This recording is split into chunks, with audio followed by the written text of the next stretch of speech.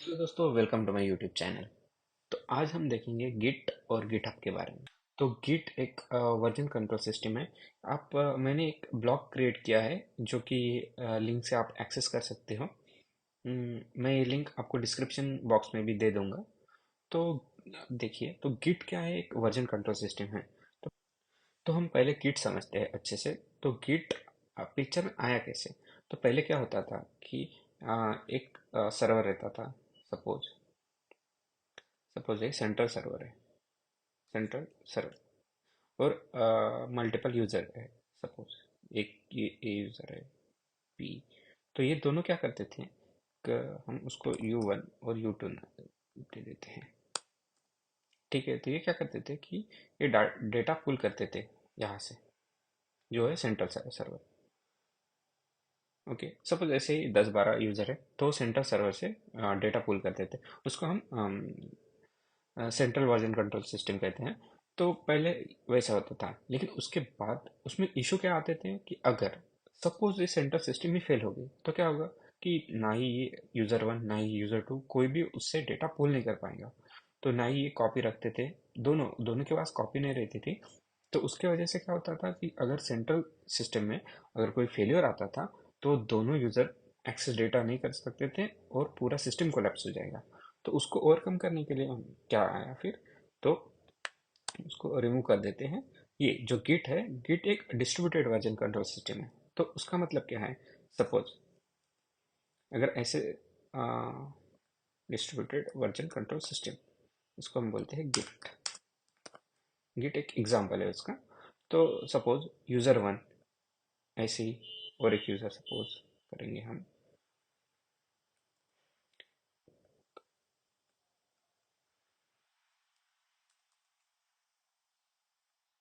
ऐसा ही यूज़र 3। ठीक है, तो ऐसे यूज़र मल्टीपल यूज़र रहते हैं और एक डिस्ट्रीब्यूटेड वर्जन कंट्रोल सिस्टम। तो इसमें क्या होता है कि जो डेटा है वो यूज़र 1 उसके पास भी स्टोर रहता है, यूज़र 2 के पास भी स्टोर रहता है, यूज़र 3 के पास भी स्टोर रहता है। तो उससे इन केस अगर किसी के पास का डेटा अगर लॉस हो जाता है, सपोज इवन जो मेन गिट है उसके पास का भी डेटा अगर लॉस्ट हो जाता है, तो वो क्या करेगा कि यूज़र 1 ने जो डेटा कॉपी किया है उसको वो पुल कर लेगा। तो इसमें हम क्या करते हैं, बाय डायरेक्शनल एरो दिखा देंगे इधर। ओके, तो गेट में कैसा होता है कि यूज़र 1 भी मल्टीपल कॉपी स्टोर करता है, यूज़र 2 भी मल्टीपल कॉपी स्टोर करता है और यूज़र 3 भी मल्टीपल कॉपी स्टोर करता है। तो अगर इनकेस कोई फेलियर आ जाता है तो वो एक दूसरे के साथ डेटा शेयर कर सकते हैं, क्योंकि वो डिस्ट्रीब्यूटेड है, ना कि एक सेंट्रल सर्वर में। अगर सेंट्रल सर्वर में रहा तो अगर फेल हुआ तो सारा का सारा डेटा चले जाएगा। तो इसलिए हम distributed version control system use करते हैं। उसके बाद गिटहब गिटहब हम क्यों यूज़ करते हैं? तो गिटहब एक वेब प्लेटफॉर्म है। मैं यहाँ पे आपको गिटहब पे अभी लॉगिन करना सिखाता हूँ कि हम साइन अप कैसे कर सकते हैं उसमें। हम उसके बाद कि हम प्रोसेस क्या क्या कर सकते हैं। तो साइन अप कर लेते हैं एक अकाउंट। इसमें आप ये भी सीख जाओगे कि गिटहब पे साइन अप कैसे करना है। तो मेरा एक ईमेल आईडी डाल दूंगा। ओके,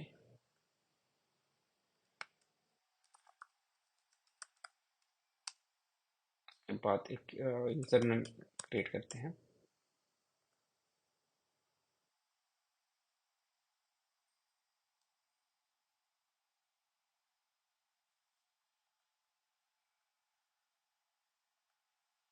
ओके, शायद वो रिकॉग्नाइज ओके अवेलेबल नहीं था, ये अवेलेबल है। Okay, receive updates. बात ये हो गया। Verify your account, verify. Okay, captcha हमें दिखाना। ओके, कैप्चा रिजॉल्व करते हैं। ओके, होपफुली ये वर्क हो जाएगा। Okay, done step 2। Okay, submit. ये भी काफ़ी अच्छा गेम है। ओके, इसको सॉल्व कर दिया हमने। तो हमारा अकाउंट ऑलमोस्ट रेडी है।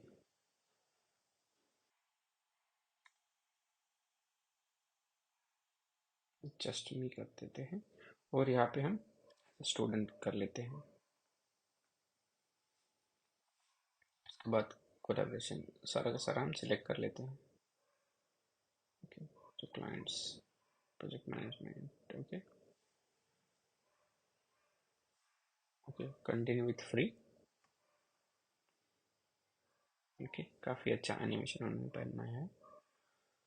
ओके, तो हमारा गिटहब अकाउंट रेडी है। ओके, तो ये वाला स्टेप हो गया, लेकिन हमने ये किया क्यों? तो क्या होता है कि गिट तो एक टूल है। जैसे कि एप्लीकेशन हम नॉर्मल एप्लीकेशन, आउटलुक या कोई भी एप्लीकेशन इंस्टॉल करते करते हैं, वैसे गिट आप इंस्टॉल कर सकते हो। गिट इंस्टॉल, तो ये गिट की एक ऑफिशियल साइट है जहाँ से आप गिट इंस्टॉल कर सकते हैं। तो गिट मैंने ऑलरेडी इंस्टॉल कर दिया है। तो अगर आपको चेक करना है कि गिट इंस्टॉल है या नहीं, तो सिंपली अपन क्या कर सकते हैं, गिट हाइफन हाइफन वर्जन। उससे क्या होगा कि गिट का वर्जन जो करंटली इंस्टॉल है वो हमें दिख जाएगा। ओके, ये तो हो गया गिट इंस्टॉलेशन के बारे में। तो ओके, लेकिन गिट हब आया क्यों पिक्चर में? तो हम हमारे पास ये गिट इंस्टॉल है, वो है लोकल सिस्टम में।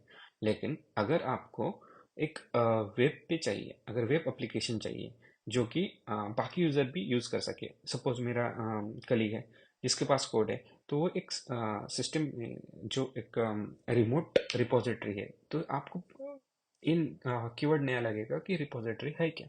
तो रिपोजिटरी मतलब क्या होता है कि सब मान लो कि हमारे सिस्टम में एक फोल्डर है, तो वैसे मल्टीपल फोल्डर रहते हैं। एक पिक्चर का फोल्डर, एक वीडियोस का, एक डॉक्यूमेंट का। तो वैसे ही जो फोल्डर है, इस गिट के टर्म्स में उसको हम रिपोजिटरी कहते हैं। तो यहाँ पे हम रिपोजिटरी रिपोजिटरी क्रिएट कर सकते हैं। तो अगर मैंने यहाँ पे एक रिपोजिटरी क्रिएट कर दी, तो जो दूसरा यूज़र है, सपोज मेरा जो कलीग है, तो वो क्या करेगा कि जब रिपोजिटरी क्रिएट हो जाती है तो उसके साथ एक लिंक क्रिएट हो जाती है, मतलब एक यूआरएल मिल जाती है।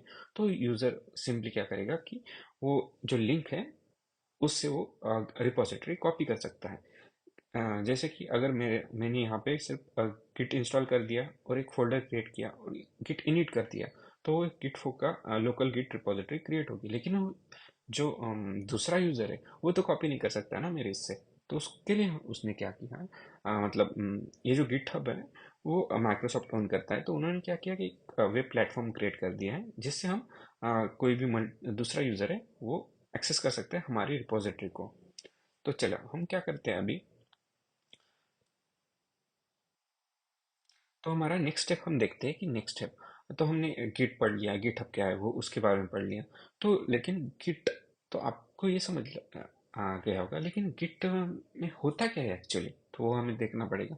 तो पहले कैसा है, आप ये एग्जांपल कंसिडर कर सकते हो कि सपोज आप बैंक में गए, तो आप पहले मनी ऐड करोगे, मतलब क्रेडिट करोगे, फिर डेबिट करोगे, मतलब पैसे डालोगे बैंक में, निकालोगे, डालोगे। तो उसके लिए एक जो सिस्टम है, मतलब वो बैंक की सिस्टम क्या करती है कि आपका जो हर एक ट्रांजैक्शन है वो ट्रैक करती है। तो उससे क्या पता चलता है कि आपने कब कितने पैसे निकाले, कितने क्रेडिट किए। तो वैसे ही अगर हम हमारे कोड में हमने कब मॉडिफाई किया, कब डिलीट किया, कब ऐड किया, तो उसका जो ट्रैक रिकॉर्ड रखने के लिए हम क्या करते हैं कि गिट यूज करते हैं। ओके, तो आपको ये समझ में आया कि गिट एक्चुअली होता क्या है, मतलब उसका एटलीस्ट आपको अभी बेसिक आइडिया आ गया होगा। ठीक है, तो ये तो हो गया गिट के बारे में। ओके, तो हम अब क्या करेंगे कि गिट के बारे में आपको आइडिया आ गया, बैंक के सिस्टम से भी आप रिलेट कर सकते हो गिट को। और वेब गिट का जो वेब प्लेटफॉर्म है उसको गिट हब पर बोलते हैं हम। तो वो भी आपको एक क्लियर होगा। गिट हब के जैसे ही बिट बकेट है, और गिट लैब है, ऐसे बहुत सारे प्लेटफॉर्म हैं, लेकिन गिट हब जो है अभी करंटली मार्केट में ट्रेंडिंग है, तो इसलिए हम गिट हब पे सीखने वाले हैं। ओके, तो उसके बाद एक ये वाला हम क्या करते हैं, एक फोल्डर तैयार करते हैं लर्न गिट नाम से। ओके,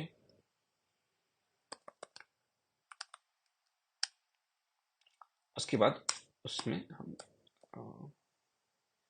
ओके, लर्न गिट तो हो गया। उसके बाद हम उस फोल्डर में गए, तो अब आप देख रहे होगे कि लर्न गिट का फोल्डर तो हमने क्रिएट कर दिया, लेकिन उसके अंदर कुछ फाइल है क्या? नहीं। तो ट्रैक कर पाएगा?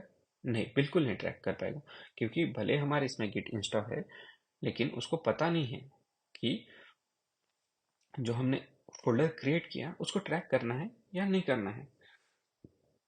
तो फर्स्ट हमें जैसे हमने ये जो फोल्डर है उसके हम अगर pwd मतलब प्रेजेंट वर्किंग डायरेक्टरी, ये एक लिनक्स कमांड है। मैं आपको ये लिनक्स के बारे में आने वाली वीडियो में बताऊंगा, ठीक है। तो अभी हम क्या करते हैं कि हमने देखा कि प्रेजेंट वर्किंग डायरेक्टरी ये वाली है, ठीक है। तो इसके अंदर कोई फोल्डर है क्या? ls मतलब लिस्ट डायरेक्टरी, तो इसके अंदर कोई फोल्डर नहीं है। तो हम क्या करते हैं, तो पहले तो हमें गिट को बताना पड़ेगा कि हाँ, हमने हमारी ये जो फोल्डर है उसको आपको ट्रैक करना पड़ेगा, है ना। तो उसके लिए क्या करेंगे कि हम गिट इनिट कर देंगे। ओके, गिट इनिट कर दिया। तो अब आप देख लेंगे एलएस नहीं दिख रहा है, कोई आपको फोल्डर कुछ मॉडिफिकेशन आपको नहीं दिख रहा होगा, लेकिन एलएस हाइफन ए करेंगे तो आपको दिखेगा कि डॉट गिट नाम से एक फोल्डर क्रिएट हो गया है। तो अब हम देखते हैं कि डॉट गिट फोल्डर है तो उसके अंदर है क्या एक्चुअली, ठीक है। हमने तो क्रिएट कर दिया गिट। अब जैसे गिट को पता चल जाएगा कि हाँ, इस फोल्डर को हमें ट्रैक करना है, ठीक है। तो हम जाते हैं cd डॉट गिट फोल्डर में और हम ls करते हैं। तो इसमें बहुत सारे फोल्डर क्रिएट हो जाएंगे, जैसे कि हेड है। जब भी आप कोई कमिट करते हो तो वो हेड चेंज होते रहेगा। मैं वो आने वाली वीडियो में बताऊंगा। जो कॉन्फ़िगरेशन है, जैसे कि हमारा कोई कॉन्फ़िगरेशन डेटा रहता है, जैसे कि यूज़र नेम हम सेट करते हैं, ईमेल आईडी, जो भी कॉन्फ़िगरेशन डेटा है वो सेट हो जाता है। तो वो कॉन्फ़िगरेशन के अंदर रहता है। वैसे डिस्क्रिप्शन, इसमें से एक इम्पोर्टेंट रहता है हुक्स। हुक्स में मतलब क्या है कि सपोज आपने आप अभी हमने नहीं सीखा है कमेंट वगैरह, लेकिन कंसिडर करो कि हम हमें कोई एक्शन या टास्क परफॉर्म करनी है। तो जैसे एक्शन हम या टास्क हम परफॉर्म करते हैं, उसके पहले मतलब प्री हुक या पोस्ट हुक, अगर एक्शन के पहले हमें कुछ टास्क परफॉर्म करनी है तो जैसे हम कमिट या कुछ करते हैं तो वो एक्शन पर्टिकुलरली परफॉर्म हो जाती है। फॉर एग्जांपल, हमें अगर गिट में कोई हमारा सेंसिटिव डेटा नहीं डालना है, सपोज कीजिए कि पासवर्ड, गलती से मैंने पासवर्ड डाल दिया, लेकिन वो तो जाना नहीं चाहिए था। तो हुक में हम क्या कर सकते हैं कि वो प्री कंडीशन ऐड कर देंगे। अगर कोई सेंसिटिव डेटा जैसे कि पासवर्ड रहा तो उसको वो कमिट ही नहीं करेगा, तो उसमें हमें वार्निंग दे देगा। इसलिए वो प्री जो हुक रहता है वो एक इम्पॉर्टेंट है, ठीक है। उसके बाद अब हम तो मेन फोल्डर में आ गए, तो हम क्या करेंगे, एक नई फाइल क्रिएट कर लेंगे।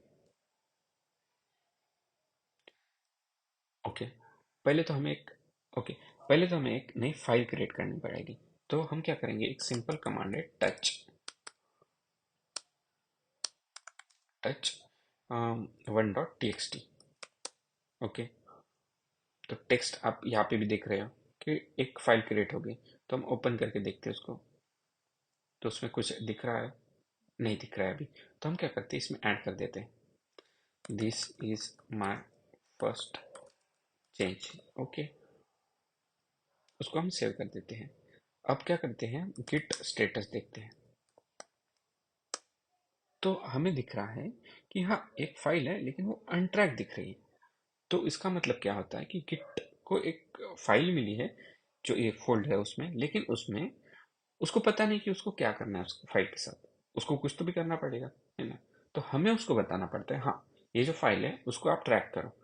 हम्म, तो वो क्या करेगा, अगर हमने गिट ऐड, एक तो हम डॉट भी कर सकते हैं या फिर हम उसको उसका फाइल नेम भी यूज कर सकते हैं। तो अगर हम अभी स्टेटस देखें, गिट स्टेटस, तो उसमें क्या दिखेगा हमें, हाँ, ये जो आपने फाइल ऐड की है और उसके बाद मॉडिफाई की है, तो वो फाइल हमने मतलब ऐड कर दी है। ओके, तो हम फर्स्ट अभी देखेंगे कि देखिए हमने पहले क्या किया कि एक 1.txt फाइल क्रिएट तो कर ली, लेकिन उसको ट्रैक तो नहीं किया। तो हमें पहले ट्रैक करना पड़ेगा उसको। तो जैसे हम क्रिएट करते हैं, गिट को तो नहीं पता चलेगा हाँ कि भाई तुमने तो फाइल क्रिएट कर ली, लेकिन मुझे कैसे पता चलेगा, है ना। तो वो क्या करेगा कि देखिए, अगर हमने गिट स्टेटस चेक किया फाइल क्रिएट करने के बाद, तो वो तो बोलेगा हाँ, मुझे तो नहीं पता। तो वो बोल देगा कि ये जो आपने फाइल क्रिएट की ना, मुझे तो नहीं पता भैया। तो वो क्या करेगा, अनट्रैक में चले जाएगा उस फाइल को, ठीक है। जैसे कि हम यहाँ पे देख रहे हैं, अनट्रैक पहला स्टेज है। उसके बाद हमने गिट ऐड कर दिया, उसको फाइल उसको बता दिया गिट को, हाँ भाई ये वाली एक नई फाइल है, तू उसको ट्रैक कर। तो क्या करेगा, गिट ऐड करने के बाद हाँ ठीक है, तो अनट्रैक से स्टेज में चले जाएगा, ठीक है। स्टेज में जाने के बाद हाँ, वो तो बता देगा हाँ भाई, कमिट, पहले आपको कमिट करना पड़ेगा अगर उस फाइल को लोकल रिपोजिटरी में भेजना है तो। तो उसके बाद वो क्या करेगा, हाँ स्टेज से मॉडिफाइड में भेज देगा। हाँ ठीक है, वो कमिट कर दिया तो डन, वो जो चेंज है वो ट्रैक करते रहेगा। अगर हमने उसके बाद उसमें कोई चेंजेस कर दिए या मॉडिफाई कर दिया तो फिर से बोलेगा कि हाँ ये जो है वो चेंजेस मॉडिफाइड में है, मॉडिफाइड किए हमने आपने चेंजेस। तो गिट स्टेटस में हमें फिर से उसको ये करना पड़ेगा, गिट ऐड डॉट। तो उससे क्या होगा कि सारी फाइल, सॉरी सॉरी, वो हमें गिट फिर से ऐड नहीं करना पड़ेगा एक्चुअली। तो हमने अगर गिट स्टेटस देखा तो आपको दिख जाएगा कि हाँ ये फाइल जो है वो मॉडिफाइड है और एक नई फाइल क्रिएट की है वो भी है। तो हमें गिट ऐड करने से क्या होगा कि जो दोनों फाइल्स थी वो ऐड होगी, पहले अनट्रैक्ड थी वो ऐड हो गई, और एक जो फाइल है वो मॉडिफाइड है। तो उसको हम क्या करेंगे, गिट कमिट कर देंगे, commit -m 1.txt modified and 2.txt added, हो गया। अगर हमने अब देखा कि गिट स्टेटस है क्या, अभी हमारा चेंजेस अप टू डेट है, क्योंकि जो चेंजेस है यहाँ से भी वो चला गया, क्योंकि जो पूरे जो हमने स्टेप्स थे वो कर लिए। ठीक है, तो आपको इतना तो समझ में आ गया कि गिट ऐड कैसे करते हैं, गिट कमिट कैसे करते हैं और गिट स्टेटस कैसे देखते हैं। ओके।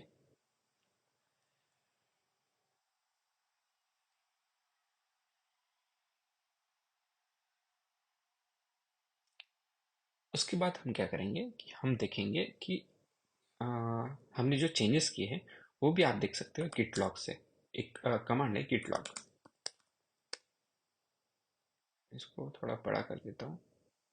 तो आप देख रहे हो कि यहाँ पे कमिट आईडी है एक, और हेड करंटली यहाँ पे पॉइंट करता है जहाँ पे हमने लेटेस्ट कमिट की है कि 1.txt एक ऐड है और मॉडिफाइड है, और 2.txt एडेड है, तो ये वाला है। अगर आपको मैं अभी एक सिखाता हूँ कि हाँ ये दो चेंजेस तो है, लेकिन हमें क्या करना है कि दो जो चेंजेस है हमें रिवर्ट करना है, मतलब रोल बैक करना है जो करंट चेंज किया।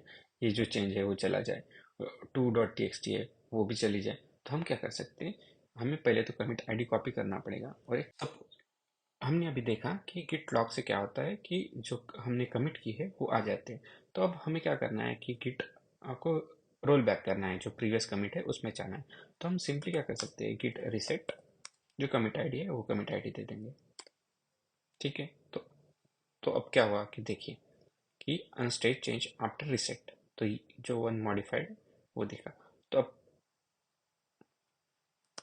हम देखेंगे गिट स्टेटस, उसमें क्या आया कि वन फाइल मॉडिफाइड। ठीक है, ये फाइल मॉडिफाइड जो की थी वो, और एक अनट्रैक्ड है जो, अब फिर हम क्या करेंगे गिट लॉग, फिर से अभी चेक करेंगे गिट लॉग। तो आपको सिर्फ जो करंट मॉडिफाइड चेंज है कि ये एडेड है वो है। ठीक है, और जो बाकी है वो एक मॉडिफाइड और अनस्टेज, क्योंकि हमने जो चेंज किया था उसमें क्या है कि फर्स्ट में मॉडिफाई किया था और सेकंड ऐड की थी, वो चेंज कंप्लीटली रिमूव हो गया है। ठीक है, तो ये भी हमने देख लिया।